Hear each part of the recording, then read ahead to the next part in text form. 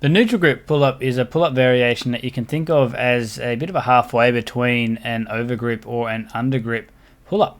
It's a simple matter of putting your hands in a neutral grip, so you do need a bar that actually has such a grip on it, where your palms are actually facing one another, full hang ideally, and then think pull down and back with those elbows.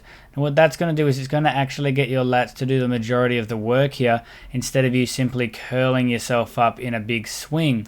We want to be staying as tight as we can to that bar or those bars and pulling until ideally that chest gets to the bar.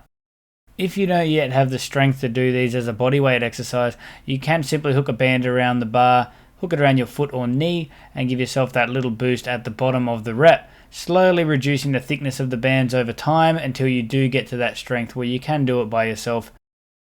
It is a simple one, this, but it is very effective. That is the neutral grip pull-up.